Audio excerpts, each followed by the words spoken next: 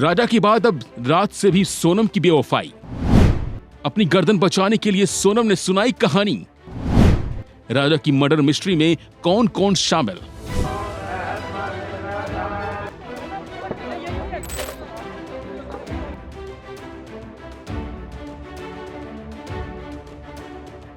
जी हां, पिछले कुछ दिनों से राजा रघुवंशी हत्याकांड सुर्खियों में है। जहां पहले पुलिस राजा रघुवंशी और उसकी पत्नी की तलाश कर रही थी, वहीं अब हनीमून मनाने इंदौर से मेघालय गए राजा रघुवंशी की हत्या के बाद उसकी पत्नी सोनम रघुवंशी को गिरफ्तार किया गया है।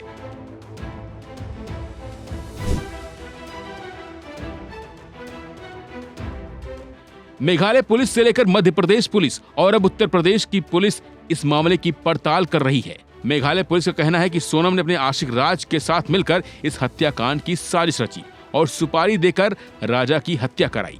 गिरफ्तारी के बाद यूपी पुलिस ने सोनम रघुवंशी से शुरुआती पूछताछ की, जिसमें उसने खुद को बेकसूर बताया।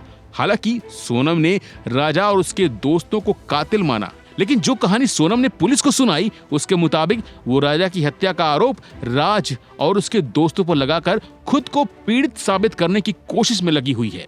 सोनम ने जोर देकर बार बार दोहराया कि राजा रघुवंशी की हत्या में उसकी कोई भूमिका नहीं है। हालांकि जब पुलिस ने उसके अब तक गायब रहने पर सवाल किया तो वो पुलिस को ठीक से जवाब नहीं दे सकी। सोनम लगातार खुद को बेकसूर बताते हुए राज और उसके दोस्तों को आरोपी बना रही है। हालांकि ये साफ हो चुका है कि राज और सोनम के बीच पहले से प्रेम प्रसंग था और शादी के बाद भी ये बदस्तूर जारी रहा।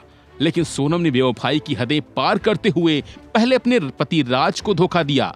शादी के बाद वो राज से बातें करती रही और उसी के साथ मिलकर इस पूरी वारदात को अंजाम दिया। और जब वो अब इस हत्याकांड में फंसने लगी तो उसने खुद को पीड़ित साबित करके पूरा इल्जाम राज और उसके दोस्तों पर लगा दिया। टाइम्स ऑफ इंडिया की एक रिपोर्ट के मुताबिक गाजीपुर पुलिस ने सोनम को हिरासत में लेने के बाद कुछ देर पूछताछ की, जिसमें उसने दावा किया कि लूटपाट के लिए राजा की हत्या की गई। उसने राज और उसके दोस्तों पर लगे हत्या के इल्जाम को सही माना। सोनम ने राज और उसके दोस्तों की ओर इशारा करते हुए गाजीपुर पुलिस से कहा था कि मैंने अपने पति को नहीं मारा, बल्कि राज और उसके दोस्तों ने पैसे और गहनों के लिए उसे मार डाला। लेकिन पुलिस को सोनम की इन बातों पर कतई यकीन नहीं हो रहा है, लिहाजा पुलिस सोनम से कई सवालों के जवाब पूछ रही है। मसलन वो पिछले 16 दिनों से कहां थी, वह कैसे वारदात वाली जगह से निकली, वाराणसी गाजीपुर हाईवे पर काशी ढाबे तक कैसे पहुंची, इस पूरी वारदात को अंजाम कैसे दिया गया।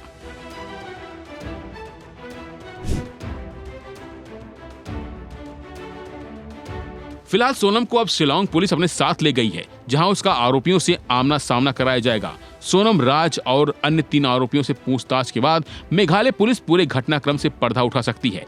फिलहाल के लिए बस इतना ही। बाकी अपडेट के लिए बने रहिए वन इंडिया हिंदी के साथ। Subscribe to One India and never miss an update.